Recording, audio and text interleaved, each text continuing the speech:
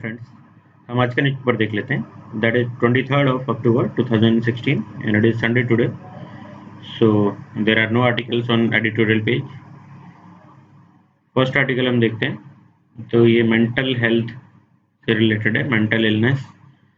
ये पूरा हम ऑलरेडी डिस्कस कर चुके हैं। मेंटल हेल्थ पॉलिसी हम पूरी डिस्कस कर चुके हैं, एक अलग से वीडियो मैंने डाला हुआ है, वो आप रेफर कर सकते हो। बाकी इसमें क्या क्या दिया है वो हम देख लेते हैं। निमहंस ऐसे याद रख सकते हो आप शॉर्ट में। ये है national institute of mental health and neurosciences. तो इसने एक सर्वे किया है, national mental health survey, NIMHANS का NMHS, national mental health survey. इस सर्वे में क्या निकल के आया है, इन्होंने कुछ अलग अलग स्टेट्स में पायलट प्रोजेक्ट की तरह सर्वे किए। तो इन्होंने किया है, कर्नाटका में किया है, जैसे कोलार डिस्ट्रिक्ट में, गुजरात में किया है, असम में किया है, और डिफरेंट स्टेट्स में इन्होंने सर्वे किया है, यूपी, मणिपुर, ऐसे कई स्टेट्स में। तो कुछ डाटा निकल के आए, वो डाटा हम देख लेते हैं। लाइक कि ओवरऑल इन्होंने बताया कि 13.7% ऑफ इंडियन जो जनरल पॉपुलेशन है, 13.7% ये लोग मेंटल प्रॉब्लम से ग्रसित हैं। ठीक है, उसमें से 10.6% तो जो है उनको इमीडिएटली मेडिकल इंटरवेंशन की जरूरत है। बाकी बचे हुए कितना 3.1% के आसपास, ये ठीक है, इनकी बहुत ज़्यादा ऐसी कोई प्रॉब्लम नहीं है कि हाथों हाथ इनको जाके चेकअप करवाना पड़े। लेकिन बाकी जो हैं 10.6% उनको तो इमीडिएटली इंटरवेंशन चाहिए, मेडिकल इंटरवेंशन। तो इसमें फिर हम आगे देखते हैं क्या क्या इन्होंने डाटा दिए कि काफ़ी सारे लोग तो इसमें सीवियर मेंटल डिसऑर्डर से जूझ रहे हैं, जो कि 1.9% के आसपास लोग सीवियर उससे जूझ रहे हैं। लेकिन ये एक स्टिग्मा है, मेंटल डिसऑर्डर को स्टिग्मा माना जाता है इंडिया में। तो 80% ऑफ दोज जो कि पिछले 12 महीने से 1 साल से इन बीमारियों से ग्रस्त हैं, उन्होंने चेकअप भी नहीं करवाया, मतलब उन्होंने एडवाइस तक नहीं ली है डॉक्टर्स की इस चीज़ से निपटने के लिए। तो that is the biggest problem कि लोग इसमें जाके लोग कंसल्ट नहीं करते हैं डॉक्टर से। फिर आगे देखते हैं तो इन्होंने क्या क्या, एक तो हमने उस दिन भी देखा था कि मोर देन लगभग 200 टाइप्स ऑफ मेंटल डिसऑर्डर्स होते हैं। कुछ उन्होंने एग्जाम्पल दिए हैं, उस दिन भी हमने देखे थे, सिजोफ्रेनिया, मूड डिसऑर्डर, फिर न्यूरोटिक और स्ट्रेस रिलेटेड डिसऑर्डर्स, ऐसे कुछ प्रॉब्लम्स हैं। तो इनमें ये प्रॉब्लम्स हो क्यों रही है, इसके रीजन्स हम देखते हैं। ये 4-5 आप एग्जाम्पल याद रख लेना जो एग्जाम में लिखने के काम आए। मोर देन 200 टाइप्स के होते हैं, लेकिन फिर भी दो चार आप देख लोगे तो ये काम आएंगे। अब इसमें देखते हैं कि रीजन्स क्या क्या है इसके पीछे। फर्स्ट कि फास्ट पेस्ड लाइफस्टाइल जो हो चुकी है, जैसे मुंबई का हम देखते हैं तो भागते फिरते हैं लोग लोकल्स में, एक लोकल मिस ना हो जाए, 1 मिनट लेट ना हो जाए, ये बहुत बड़ा इशू है। इसी से स्ट्रेस लेने लग जाते हैं लोग, तो मेंटल प्रॉब्लम्स जनरेट हो जाती हैं। तो फास्ट पेस जो लाइफस्टाइल है वो एक रीजन है। दूसरा इसका देखें कि एक्सपीरियंसिंग स्ट्रेस, वो अपने आप में मतलब बचपन से ही स्ट्रेस डाला जाता है चीज़ों को लेके, तो वो स्ट्रेस कंटिन्यूसली बढ़ेगा तो मेंटल इलनेस में बदल जाता है धीरे धीरे करके। फिर कॉम्प्लेक्सिटी ऑफ लिविंग, तो नेक्स्ट कि सपोर्ट, आजकल मेंटल सपोर्ट लोगों को नहीं मिल पाता है। हाउ, फैमिली से हम दूर हो गए, न्यूक्लियर फैमिलीज में हम रहना चाहते हैं, हस्बैंड वाइफ दो हैं, दोनों के बीच ये झगड़ा होता है कोई, तो there is no mental support कि बाकी फैमिली मेम्बर्स को ही सपोर्ट कर दें और वो सॉल्व हो जाए चीज़ें, तो उससे स्ट्रेस बढ़ता है। नेक्स्ट हम देखते हैं कि स्टडीज़ के लिए लोग स्टूडेंट्स बाहर आते हैं, अकेले रह रहे हैं, हर चीज़ का स्ट्रेस खुद ही लेना है। फैमिली हो तो वो हेल्प कर देगी, आपकी मदर हेल्प कर देगी, ब्रदर हेल्प कर देगा, जैसी भी टाइप की प्रॉब्लम हो। लेकिन अकेले रह रहे हो तो there is no one to share the things. और जब वो कहते भी हैं कि दुख बांटने से आप किसी को बता दो तो कम हो जाता है, टेंशन्स कम हो जाती हैं, तो वो चीज़ आजकल नहीं मिल पा रही है, इसलिए टेंशन्स बढ़ रही हैं। और मेंटल इलनेस बढ़ रहा है लगातार। नेक्स्ट कि इकोनॉमिक अनस्टेबिलिटी आ गई है बहुत। तो इकोनॉमिक अनस्टेबिलिटी मीन्स कि जैसे प्राइवेट जॉब्स में जॉब से निकाल दिया जाता है, या फिर गवर्नमेंट जॉब में भी देखा जाए तो लोगों को जैसे जितनी नीड है उतनी नीड पूरी नहीं हो रही है किसी की, या फिर बीवी बच्चे ज़्यादा डिमांडिंग भी होते हैं आजकल, और जो एक वंचना हम एक वर्ड बोलते हैं उसको, तो ये स्कारसिटी जो है कि साथ वाले स्टूडेंट पे किसी बच्चे ने बड़ा मोबाइल देखा तो घर आके उसे भी बड़ा मोबाइल चाहिए, इस तरह की वो जिद करता है, और नहीं मिल पाने पे स्टूडेंट जो कि काफ़ी कम एज का है वो स्ट्रेस में जाएगा। मदर फादर जो उसको प्रोवाइड नहीं करवा पा रहे हैं, इकोनॉमिक प्रॉब्लम्स हैं, तो वो डिस्ट्रेस में चले जाएंगे। तो इस तरीके से ये प्रॉब्लम सबके साथ बढ़ती जा रही हैं इन रीजन से। फिर नेक्स्ट इन्होंने कि सर्वे के कुछ डाटा दिए हैं, कितने लोगों पे हमने सर्वे किया है और डिफरेंट डिफरेंट स्टेट्स में सर्वे किया है। सब जगह प्रॉब्लम है लेकिन हर जगह वेरिंग है ये प्रॉब्लम, जैसे कि 10.7% टू 14.1% तक ये वेरी करती है अलग अलग स्टेट्स में। 12 स्टेट्स का इन्होंने सर्वे किया है, तो उसमें इन्होंने बताया। दूसरा कि ये जो प्रॉब्लम्स होती हैं मेंटल प्रॉब्लम्स, तो इनमें और प्रॉब्लम्स इनके सॉल्यूशन के तौर पे ही जुड़ जाती हैं। लाइक कि कोई स्ट्रेस में लोग क्या करते हैं, आओ दारू पीते हैं, ड्रिंक करते हैं। तो ये टेंशन हो, खुशी हो, कोई गम हो, कुछ भी हो, दारू पीना, ड्रिंक करना, that is itself a mental problem जो कि एसोसिएटेड है विद अ मेंटल प्रॉब्लम। पहले कोई मेंटल प्रॉब्लम हुई, उसका इलाज हमने ढूंढा नहीं और हमने रास्ता निकाला कि हम ड्रिंक करके दारू पी के सब गम भुला देंगे, तो वो इटसेल्फ धीरे धीरे एक मेंटल प्रॉब्लम में बदल जाता है। दूसरा कि टोबैको का यूज, सिगरेट पी के लोग मेंटल प्रॉब्लम को सॉल्व करना चाहते हैं, तो वो चीज़ें भी हैं। और बाकी फिर डिप्रेशन, एंग्जाइटी, ये सब चीज़ें एक के बाद एक आती जाती है। डिप्रेशन से आप निकल नहीं पाते हो, डिप्रेशन किसी चीज़ का आपने लिया, किस चीज़ की वजह से डिप्रेशन हुआ, तो फिर आप उसमें इंडल्ज हो जाते हो चीज़ों में, उससे निकल नहीं पाते हो। तो ये एक साइक्लिक वो बन जाता है, एक डिप्रेशन आया फिर दूसरी, उसमें इंडल्ज हुए तो और चीज़ों को भी आप ठीक से नहीं कर पाए तो फिर और डिप्रेशन। तो इस तरीके से प्रॉब्लम्स इसमें काफ़ी सारी हैं। और हमने उस दिन देखा भी था कि डॉक्टर्स भी बहुत कम अवेलेबल है, 0.47 पर 10 लाख लोग जो हैं, उतने लोग हमारे यहाँ पे उतने डॉक्टर्स अवेलेबल हैं। और इसमें इन्होंने बताया है कि why this is the problem, कि हमारे पास एक तो डॉक्टर्स अवेलेबल नहीं है, दूसरा हमारा जो नेशनल मेंटल हेल्थ प्रोग्राम था जिसकी हमने बात की थी कि 1980s 81 82 में स्टार्ट हुआ था, तो इसने बहुत अच्छे से काम नहीं किया है। It didn't work well in the past years, इसलिए ये प्रॉब्लम्स लगातार बढ़ रही हैं और कुछ सोल्यूशन नहीं निकल पा रहा है। दूसरा कि पब्लिक हेल्थ वाले सेक्टर में हम देखें तो मेंटल हेल्थ एक ऐसी चीज़ है जिसपे कि पब्लिक स्पेंडिंग भी बहुत कम है। मेंटल हेल्थ पे हमारी अभी पॉलिसी आई है, नेशनल हेल्थ पॉलिसी, उसमें हमने देखा था कि मेंटल हेल्थ पे जो खर्च किया गया है वो लगभग 0.83% के आसपास है। उसका डाटा हो सकता है मैं मिस कर रहा हूँ, लेकिन इतना ही है, लगभग 1% से भी कम है। तो इस तरीके से हम देखते हैं कि बहुत बड़ी प्रॉब्लम ये बन चुकी है, धीरे धीरे बनती जा रही है, और जो फास्ट पेस है लाइफ का उसकी वजह से और प्रॉब्लम्स होंगी। तो इस पे अभी ध्यान दिए जाने की ज़रूरत है और एक नेशनल कमीशन बनाने की ज़रूरत है। ऐसा इस सर्वे में national commission for mental health ऐसा बनाने की ज़रूरत है जिसमें कि प्रोफेशनल्स हों मेंटल हेल्थ के, पब्लिक हेल्थ के, सोशल साइंसेज के, और जुडिशियरी से भी कुछ इसमें शामिल प्रोफेशनल्स हों, ताकि ये ऑल ओवर द इंडिया किस टाइप से इस चीज़ को डील किया जाए वो डिसाइड कर पाएँ, उसके लिए एक रोड मैप बना पाएँ। तो नेक्स्ट आर्टिकल फिर हम देखते हैं। ये क्वेश्चन पूछा जा सकता है, चांसेस मुझे काफ़ी लग रहे हैं मेंटल हेल्थ पॉलिसी के, और बार-बार ये आ भी रहा है न्यूज़पेपर में। तो क्वेश्चन वैसे ही कुछ पूछा जाएगा कि it is a huge problem in India, how to tackle this, या फिर वैसे पूछ सकते हैं कि नेशनल मेंटल हेल्थ पॉलिसी के कुछ वो बताइए। और फिर उसके बाद कि मेंटल हेल्थ पॉलिसी एक बड़ा डिजास्टर टाइप बनता जा रहा है, मेंटल हेल्थ डिजास्टर बन रहा है, उसको कैसे टैकल किया जाए, क्या-क्या किया जाना चाहिए, क्या प्रॉब्लम्स हैं। तो आप या तो मुझे कमेंट में लिख सकते हैं इसके बारे में, अदरवाइज़ और कोई क्वेश्चन फॉर्म डायरेक्ट मैं कर दूँगा, फिर उस पे आप आंसर कर सकते हैं। नेक्स्ट आर्टिकल हम देखते हैं। ये article ease of doing business इससे रिलेटेड है।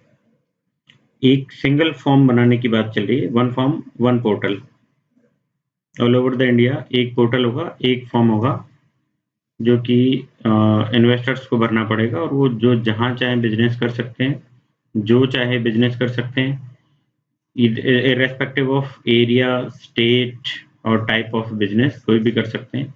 सिर्फ एक सिंगल फॉर्म उन्हें भरना पड़ेगा। तो ये पीएम हमारे मोदी जी, उनका सपना है कि under 50 ease of doing business में वर्ल्ड बैंक का 189 कंट्रीज में से अंडर 50 इंडिया को पहुंचाना ईज ऑफ डूइंग बिजनेस में। 2015 में हमारी 134th रैंक थी और 16 में हमारी 130th रैंक। तो ये इम्प्रूवमेंट ऑलरेडी है, इसको अंडर 50 में पहुंचाना है। तो इसके लिए एक सिंगल फॉर्म, इस फॉर्म में जो डिटेल्स लेनी है उसके लिए भी स्टेट से कंसल्ट किया जा रहा है। ये भेजा गया है फॉर्म स्टेट्स के पास कि क्या क्या आपकी नीड्स हैं, क्या आपको लगता है कि इसमें सुधार किए जाने चाहिए। तो इसके लिए भेजा गया है स्टेट्स के पास। फिर इसमें आगे क्या देखते हैं हम कि ईज ऑफ डूइंग बिजनेस में समस्याएं क्या क्या है। करप्शन वाई कि सिंगल विंडो नहीं होता है, सिंगल विंडो नहीं है तो हर टेबल टू टेबल आपको जाना पड़ेगा, टेबल टू टेबल आपको पैसे देने पड़ते थे पहले। वो चीज़ खत्म करने के लिए ऑनलाइन फॉर्म भरो, ऑनलाइन होगा तो कोई भी मैन टू मैन जो कांटेक्ट नहीं होगा तो पैसे मांगना या फिर करप्शन के चांसेस बहुत डाउन हो जाते हैं। और with in limited time frame आपको काम करना है। तो फॉर्म जैसे ही फिल किया गया 24/7 आवर्स ये फैसिलिटी अवेलेबल है फॉर्म फिल करने की। फॉर्म फिल करते ही उनको आपको एक्शन लेना है विद इन लिमिटेड टाइम जो आपको दिया गया है। तो ये सारी चीज़ें हैं। फिर इसके और क्या फ़ायदे हैं कि वन फॉर्म जो है इसमें और सिंगल जो पोर्टल है उसमें ये चीज़ें और रखी जाएंगी जब डूइंग बिजनेस में कि आप इन्वेस्टर ने पहले जहाँ के लिए अप्लाई किया था कि मुझे यहाँ पे इन्वेस्ट करना है इस एरिया में और इस प्रोडक्ट के लिए मुझे मैन्युफैक्चरिंग का कोई प्लांट लगाना है, कुछ करना है, उसे वो चेंज कर सकते हैं। तो change is allowed, change will be allowed. तो इस तरीके से चीज़ें की जाएंगी। अभी इसमें कि वन इंडिया का जो सपना है, तो वन इंडिया मीन्स कि एक इंडिया, एक टाइप के फॉर्म्स, एक टाइप की फॉर्मेलिटीज। अभी तक स्टेट्स में अलग अलग टाइप की फॉर्मेलिटीज होती हैं, अलग अलग टाइप की डिमांड्स होती हैं स्टेट्स की, और दूसरी फ़ी ली जाती है। तो फ़ी जहाँ पे नॉमिनल है उसको ख़त्म करने का सेंटर ने स्टेट्स को बोला कि आप इसे ख़त्म कीजिए, ये टाइम कंज्यूमिंग है और बिना मतलब का है। जब बहुत कम आप पैसे ले रहे हो फ़ी के फॉर्म में, लाइक कि 100 रुपये ले रहे हो, कुछ ले रहे हो, तो उसे ख़त्म कीजिए, उसका कोई फ़ायदा नहीं है। इससे अच्छा आपके यहाँ पे इन्वेस्टमेंट ज़्यादा से ज़्यादा है तो बिजनेस से ही आपको जो टैक्स मिलेगा उससे काफ़ी फ़ायदा मिल जाएगा। तो फ़ी ख़त्म करने का है। फिर टाइम कम करो, कॉस्ट इन्वेस्टमेंट की, इन्वेस्ट आप जितना करोगे वो एक पार्ट है, उसके लिए आपको कितना पैसा खर्च करना पड़ जाएगा वो दूसरा पार्ट है। ईदर इन करप्शन और लैंड एक्विजिशन के लिए गवर्नमेंट मशीनरी को यूज में लेना, प्राइवेट किसी को यूज में लेना, उन सब चीज़ों में जो पैसा खर्च होता है तो वो सब भी एक बड़ा बर्डन होता है इन्वेस्टमेंट के ऊपर, तो वो खत्म करना है। तीसरा की जो प्रोसेस बहुत सारे इन्वॉल्व हैं वो खत्म करने हैं। तो टाइम, कॉस्ट, प्रोसेसेज ये कम करने हैं। तो इस टाइप के जो ग्लिचेज इन्वॉल्व हैं उनको आइडेंटिफाई करना है और ख़त्म करना है। तो ये वन इंडिया का ये ड्रीम है। इससे वन इंडिया से इसमें फिर जीएसटी वगैरह भी आप जोड़ सकते हैं कि जीएसटी से वन इंडिया वन टैक्स हो जाएगा, तो वो भी ईज ऑफ डूइंग बिजनेस के लिए हेल्पफुल होगा। तो इस टाइप से बहुत सारी चीज़ें इसमें आप देख रहे हैं कि ये सारी चीज़ें आप लिख सकते हैं। नेक्स्ट इसमें है कि इस पोर्टल पे और इस वन फॉर्म के थ्रू जो गवर्नमेंट ट्राई कर रही है उसमें बहुत सारी सर्विसेज तो ऑलरेडी इसमें जोड़ी जा चुकी है। लगभग 17 services of all the states और सेंट्रल गवर्नमेंट जोड़ी जा चुकी है और अदर थाउजेंड्स ऑफ सर्विसेज हैं जो कि इसमें जोड़ी जानी है। तो इस टाइप से वन इंडिया पूरा एक प्लान है, one form, one portal, one India, one market, one tax GST के थ्रू, इस टाइप से वन इंडिया का प्लान है। तो इसमें ये हमने देखा। तो ईज ऑफ डूइंग बिजनेस में कहीं भी कुछ आता है तो इसे आप यूज में ले सकते हैं। नेक्स्ट आर्टिकल हम देखते हैं कि इंफ्रास्ट्रक्चर की नीड इंडिया की काफ़ी ज़्यादा है। इंफ्रास्ट्रक्चर इधर रोड, रेल, वाटरवेज और एयर कनेक्टिविटी और इलेक्ट्रिसिटी, वाटर, इस टाइप की जो बेसिक नीड्स हैं इनके लिए प्लांट बनाना। तो किसी भी टाइप का इंफ्रास्ट्रक्चर हो, जैसे कि मेट्रो है सिटीज़ में, मेट्रो सिटीज़ में, तो कुछ भी इंफ्रास्ट्रक्चर आप ले सकते हैं, तो ये सारा इंफ्रास्ट्रक्चर डेवलप करने के लिए इंडिया को लगभग 450 बिलियन डॉलर्स, ये मैकिन्जी एक फर्म है, कंपनी है एक, उस कंपनी ने सर्वे किया और जरूरत बताई है कि लगभग 450 बिलियन डॉलर्स की जरूरत पड़ेगी नेक्स्ट 5 ईयर्स में इंडिया को इंफ्रास्ट्रक्चर में इन्वेस्ट करने के लिए। तो ये मनी कहाँ से आएगी? इसके लिए दो रूट है, इधर it will come through equity और गवर्नमेंट, तो गवर्नमेंट विल पार्टिसिपेट और गवर्नमेंट विल इन्वेस्ट। तो इसमें दोनों रूट्स में दोनों का एक बीच का रूट भी है, पीपीपी, प्राइवेट और गवर्नमेंट का। तो इक्विटी की फॉर्म में 30% के आसपास नेक्स्ट 5 ईयर में रखा जाए और 70% गवर्नमेंट इन्वेस्ट करे, प्लस इसमें पीपीपी को भी लिया जाए साथ में, गवर्नमेंट और प्राइवेट को। इस तरीके से इन्होंने रिकमेंडेशंस दिए हैं कि पब्लिक प्राइवेट पार्टनरशिप जो होगी तो उससे काफ़ी ज़्यादा चीज़ें, एनआईएफ हमारा जो है, एनआईएफ का कहना है कि उससे काफ़ी फायदे मिल जाएंगे हमें, क्योंकि इन्वेस्टमेंट के लिए मनी की नीड है, उस नीड के लिए, उस नीड को पूरा करने के लिए हमें वेज की नीड है। What ways we should use, इधर इक्विटी और गवर्नमेंट का इन्वेस्टमेंट और प्राइवेट का इन्वेस्टमेंट और एनी अदर रूट, इधर इट विल बी ईसीबी और other investors, outsider investors money. तो किसी भी तरीके से आप इन्वेस्ट करो, उसके लिए हमें प्राइवेट को साथ में लेके चलना पड़ेगा और इतनी मनी की नीड है वो हमें कंप्लीट करनी पड़ेगी। तो इसे फोल्डर पॉइंट में यूज में ले सकते हैं, कहीं भी इंफ्रास्ट्रक्चर का आप पॉइंट लिखते हैं तो उसमें डाल सकते हैं कि 5 साल में अगले में इतनी नीड होगी हमें, तब जाके हम compete कर पाएंगे। और ये कनेक्टिविटी बढ़ने से, हमने पहले भी बात की है कि कनेक्टिविटी जैसे ही बढ़ती है तो इकोनॉमी अपने आप ग्रो करती है, इकोनॉमी का रोटेशन बढ़ता है। लाइक एक एग्जांपल लें हम, यूपी के किसी गांव में दूध बहुत पैदा होता है, मिल्क बहुत, वहाँ पे मवेशी हैं, लेकिन रोड्स इतने खराब है कि वहाँ का दूध 20 किलोमीटर का कोई दूर ले जाना है तो उसके लिए 2 घंटे लग जाते हैं। तो वो वहाँ से दिल्ली मान लीजिए 600 किलोमीटर है, यहाँ 10 ट्रक दूध डेली निकलता है, पड़ोस के टाउन में वो खर्च नहीं होता, तो दूर ले जाना है, तो वहाँ जाते जाते यदि वो खराब हो गया मान लीजिए, तो क्या मतलब निकला वहाँ पे दूध पैदा करने का? तो इसके लिए रोड्स इंफ्रास्ट्रक्चर हो गया। दूसरा कि कोल्ड स्टोरेज, ये इसके इंफ्रास्ट्रक्चर में आ जाएंगे। तो इस तरीके से इंफ्रास्ट्रक्चर डेवलपमेंट जरूरी है इकोनॉमी के रोटेशन के लिए, इकोनॉमी की ग्रोथ के लिए। नेक्स्ट आर्टिकल हम देख लेते हैं। नेक्स्ट आर्टिकल है कन्वर्टिबिलिटी ऑफ रुपी से रिलेटेड है। तो कन्वर्टिबिलिटी ऑफ रुपी क्या होती है, फर्स्ट ये देखते हैं। तो कोई भी करेंसी, डॉलर, पाउंड या फिर और भी कोई येन वेन मान लीजिए, जो भी करेंसी है उसको रुपये में कन्वर्ट करने के लिए क्या रूट यूज में लिया जाए, दैट इज कन्वर्टिबिलिटी। इधर it is direct through market और थ्रू आरबीआई। तो इंडिया में तारापुर कमेटी है, 2 बार ये कमेटी बिठाई गई थी। तो इसने 1993 में बोला था कि करंट अकाउंट जो हमारा है, करंट पे कन्वर्टिबिलिटी फुल कर देनी चाहिए और कैपिटल पे हमें कंट्रोल करके चलना चाहिए। तो करंट अकाउंट में फुल कन्वर्टिबिलिटी 1994 में हमने चालू कर दी थी और कैपिटल अकाउंट पे अभी पार्शियल कन्वर्टिबिलिटी है। व्हाट दैट मीन्स कि एक लिमिट से ज़्यादा यदि पैसा इन्वेस्ट होता है तो that will come through RBI और थ्रू गवर्नमेंट। डायरेक्ट इन्वेस्टमेंट, एक लिमिटेड इन्वेस्टमेंट ही अलाउड है कैपिटल अकाउंट में। अब इसमें हम देखते हैं कि इसके फायदे और नुकसान क्या है। फर्स्ट तो हम देख लेते हैं कि आईएमएफ भी ये बोलता है कि फुली कन्वर्टेबल होना चाहिए रुपी को to play market well. Market तभी काम कर पाएगा ठीक से जब उसको हिंड्रेंसेज उसकी कम होंगी। ये भी आप एक ईज ऑफ डूइंग बिजनेस में ये भी शामिल हो जाएगा। तो यदि फुली कन्वर्टेबल है रुपी, तब उसके फायदे कि इन्वेस्टमेंट किसी को करना है बिना किसी रोक टोक के, जितना करना है कर सकता है। जैसे कि कोई भी कंपनी इंडिया में करना चाहे या इंडियन कंपनी बाहर जाना चाहे। एक एयरटेल का हम एग्जांपल देखते हैं। एयरटेल अफ्रीका में इन्वेस्ट करना चाहता था, लेकिन एक लिमिट हमने बांध रखी है कि आरबीआई से ज़्यादा आपको एक वन गो में आपको अलाउ नहीं करता है।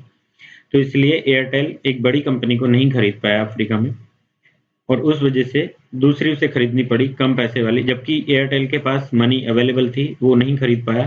तो यहाँ पे अभी अफ्रीका में सेकंड नंबर की कंपनी बना है एयरटेल, वो फर्स्ट बन सकता था यदि अफ्रीकन उस कंपनी को खरीदता। तो ये चीज जैसे प्रॉब्लम क्रिएट कर रही है, वैसे ही बाहर से कोई यदि आता है इंडिया में तो भी हमें एक लिमिटेड तक डायरेक्ट कर सकता है, अदरवाइज फिर उसको एक लॉन्ग रूट लेना पड़ता है थ्रू आरबीआई और गवर्नमेंट। तो वो कन्वर्टिबिलिटी के नुकसान है, कन्वर्टिबल फुल ना होने के। नेक्स्ट हम देखें तो ये टाइम कंज्यूमिंग हो जाता है। नेक्स्ट हम देखें फिर इसमें वही करप्शन के चांसेज एंड वो सब बढ़ जाते हैं।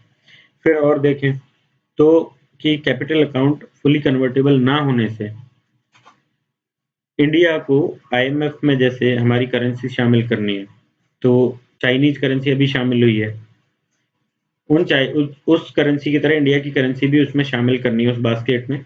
तो हमें फुली कन्वर्टेबल होना पड़ेगा, तभी हम मार्केट के साथ मिलके काम कर पाएंगे, आईएमएफ का जो नीड है वो कंप्लीट कर पाएंगे। तो ये हमारे फायदे हो गए। नुकसान हम इसमें देखें तो फुली कन्वर्टेबल होने का मतलब है किसी ने इन्वेस्ट किया, अपना इन्वेस्टमेंट लेके जब वो मन आ गया बाहर चला जाएगा, इन्वेस्टमेंट वापस लेके निकाल के, जितने में बेचना है बेच के वापस चला जाएगा। तो ये जो हमारा अभी कैपिटल अकाउंट का हम बात करते हैं कि एफडीआई और एफआईआई की एक जो डिबेट हम बात करते हैं कि एफआईआई जो है ये कभी भी लेके निकल सकते हैं बाहर, एफडीआई जो है ये यहाँ पे टिक के रहेगी इंडिया में, और ये इन्वेस्टमेंट जो है स्टेबल है, इससे एम्प्लॉयमेंट जनरेट होगा, इससे इकोनॉमिक ग्रोथ होगी, इससे नई टेक्नोलॉजी आएगी, इससे इंडिया में मैन्युफैक्चरिंग वगैरह बढ़ेगी, तो इसका पार्टिसिपेशन एक्सपोर्ट एंड ऑल सब में ज़्यादा होगा।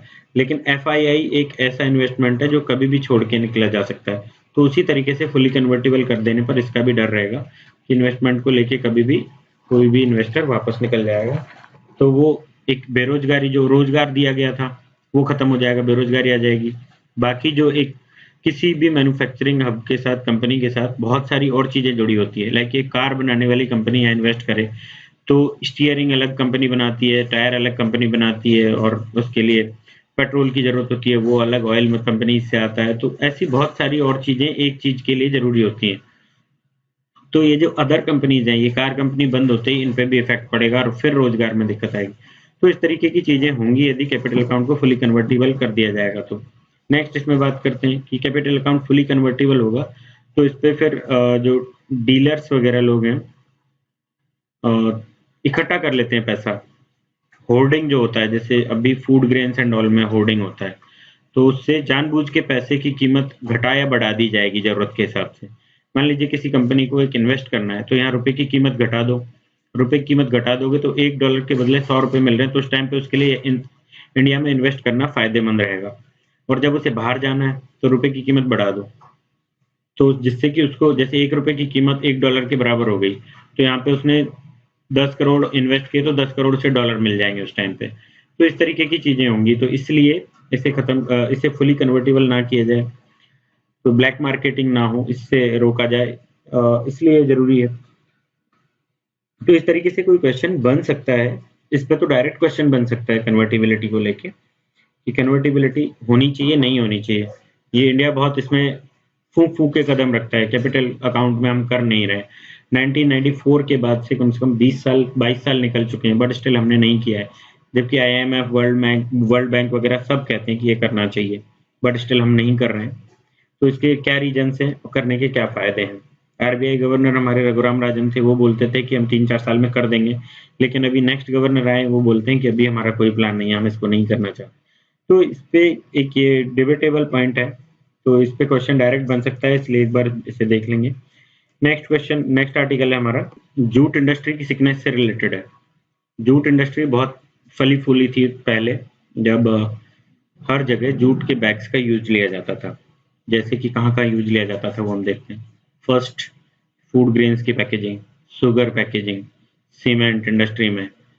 नेक्स्ट और जो चीजें हैं लाइक कि नॉर्मल फैमिली यूजेज में भी हम जूट को यूज में लेते हैं। तो इस तरीके से बहुत सारी जगह इसको यूज में लिया जाता था। अभी इसका यूज डे बाय डे घटता जा रहा है। फोर्थ सेक्टर, एक फर्टिलाइजर में भूल गया, तो ये सेक्टर। तो अभी इनमें देखिए सीमेंट और फर्टिलाइजर, इसमें 100% फ्री छोड़ दिया है कि आपको जो बैग यूज में लेना लीजिए, इधर ऑफ प्लास्टिक और जूट। ये किससे कंट्रोल होते थे? ये एक एक्ट है, 1987 का एक्ट है, जूट पैकेजिंग मटेरियल एक्ट 1987, इससे ये सारी पावर्स मिलती थी कि हाँ, फर्टिलाइजर, सीमेंट, शुगर और फूड ग्रेन सब में 100% पैकेजिंग होगी जूट बैग से। फूड ग्रेन्स ये एफसीआई कंट्रोल करता है, जैसे फूड ग्रेन्स को हमारा जो पीडीएस सिस्टम है उसके लिए खरीदता है एमएसपी पे, तो बहुत सारा इसके पास स्टॉक होता है। सब में ये पहले जूट बैग्स यूज में ले जाते थे। अब इन दोनों में 100% सीमेंट और फर्टिलाइजर में छोड़ दिया फ्री। नेक्स्ट फूड ग्रेन्स और शुगर की बात करें तो शुगर में 20% जो है ये मैंडेटरी है यूज में लेना, 80% फ्री छोड़ दिया है। और फूड ग्रेन्स की हम बात करें तो 90% of food grains are required to be packed in this jute bags and 10% free छोड़ दिया गया। तो अब देखते हैं कि दो सेक्टर पूरी तरह खत्म, एक सेक्टर में 80% खत्म, एक सेक्टर में 10% खत्म, तो जूट बैग्स की रिक्वायरमेंट अपने आप डाउन हो जाएगी। नेक्स्ट कि जूट बैग्स का और यूज हम डेवलप नहीं कर पाए, कुछ थोड़े बहुत यूज हम देख सकते हैं कि जैसे हम ग्रीन क्लाइमेट के लिए बात करते हैं कि पॉली बैग्स को यूज में ना लो, तो उस टाइम पे हम बात करते हैं घर से जूट बैग्स लेके जाइए, उसमें आप सामान लेके जाइए इधर instead of using plastic bags polythenes, तो वो यूज आप मान सकते हैं एक। लेकिन उसको भी हमने बहुत ज्यादा ना तो प्रचार प्रसार किया है उसका और ना ही कोई मैंडेटरी बनाया है कि प्लास्टिक को हम बंद करके, पॉलीथीन को बंद करके जूट को मैंडेटरी बना दे, ऐसा हमने कुछ नहीं किया है। तो जूट की इंडस्ट्रीज इटसेल्फ ये जरूरी है कि उनको सिक हो जाना है जब उसका डिमांड घट जाएगी। डिमांड घट गई, सप्लाई उसकी, क्योंकि जूट इंडस्ट्री काफी डेवलप्ड था, number of industries West Bengal में जैसे हम देखें तो काफी ज्यादा हैं और उसमें बहुत सारे लोग एम्प्लॉयड हैं। अब एम्प्लॉय बहुत ज्यादा लोगों को आप निकाल नहीं सकते, तो फिर आपके पास रास्ता क्या बचता है, या तो आप बेरोजगार कर दो लोगों को, अनएम्प्लॉयड कर दो, या फिर आपकी एक मौसमी बेरोजगारी जिसको हम बोलते हैं कि इस टाइम पे जूट बैग्स बनाए जाएंगे, इस टाइम पे बंद रहेगी फैक्ट्री, फिर नेक्स्ट इस टाइम पे बनाए जाएंगे, डिमांड कंप्लीट हुई और बंद हो जाएगी, या फिर 4 महीने में पूरे 12 महीने की डिमांड हम कंप्लीट कर लेंगे। तो इस तरीके से पूरा साल भर का रोजगार उनको नहीं मिल पाता है। तो ये प्रॉब्लम्स है। नेक्स्ट प्रॉब्लम हम देखें कि टेक्नोलॉजी अपग्रेडेशन नहीं हुआ है। जो हमारा फाइबर आता है, फाइबर हम बांग्लादेश से इंपोर्ट करते हैं, ढंग का फाइबर हम वहां से इंपोर्ट करते हैं जूट वाला, तो वो डंपिंग वाली चीजें वहां से कि वहां पे जो बनने वाली चीजें तो उनको डंप करने लगते हैं, वो लोग डंप करने लगे। तो एंटी डंपिंग अभी हमने स्टार्ट किया है जूट इंडस्ट्री के फायदे के लिए कि वहां पे बहुत पैदा होता है, तो रॉ मटेरियल देने की बजाय वो टेक्नोलॉजी वहां की डेवलप्ड है, उन्होंने अपनी टेक्नोलॉजी डेवलप की है बांग्लादेश ने, क्योंकि इसका एक्सपोर्ट बाहर काफी होता है, जबकि इंडिया में डोमेस्टिक यूज ही था इसका, पहले एक्सपोर्ट लेड हमारा नहीं था। तो अब नई मशीनरीज एंड ऑल लाने की किसी को फुर्सत नहीं थी या पैसा नहीं था, तो अब बांग्लादेश का और अदर पड़ोसी कंट्रीज का कंपटीशन काफी है, तो ये इंडस्ट्री इसलिए भी सिक होती जा रही है। एक तो डंपिंग, दूसरा फाइबर्स वहां से लोगे आप, तो यहाँ पे वो महंगा पड़ेगा आके, उधर से उनकी आएंगी चीजें तो वो सस्ती पड़ जाएंगी, बनी बनाई चीजें आएंगी। तो इसलिए इस इंडस्ट्री का रिवाइवल की बात है। तो रिवाइवल कैसे किया जाएगा, इसका एक रोड मैप बनाना चाहिए, और जो जो प्रॉब्लम्स हमने बात की है वो खत्म करनी चाहिए। दूसरा, इंडस्ट्रीज में जो मशीन्स की वजह से प्रॉब्लम्स है कि डस्ट एमिशन बहुत है, नॉइस लेवल बहुत है, और इनमें हेल्थ एंड सेफ्टी के जो इक्विपमेंट्स वगैरह यूज में नहीं लिए जाते हैं, तो इस टाइप की चीजें भी खत्म करनी चाहिए। और नई टेक्नोलॉजी यूज में लेके, new technology, new products develop करके, न्यू मार्केट्स ढूंढ के इस इंडस्ट्री को रिवाइव किया जा सकता है। रिवाइवल क्यों जरूरी है वो हमने देखा अभी कि एम्प्लॉयमेंट काफी इससे मिला हुआ है, तो हम उनको अनएम्प्लॉयड नहीं कर सकते। एम्प्लॉयमेंट जनरेशन तो हमारी फर्स्ट प्रायोरिटी होती है, तो जो सेक्टर्स ऑलरेडी चल रहे हैं उनको खत्म ना करके उनका रिवाइवल जरूरी है। तो इस टाइप से आर्टिकल है। आज के लिए इतने ही आर्टिकल्स हैं, बाकी कुछ इंपॉर्टेंट मुझे आज दिखा नहीं, संडे है तो ज़्यादा आज एडिटोरियल भी नहीं आता है। So thank you for listening, thank you for watching.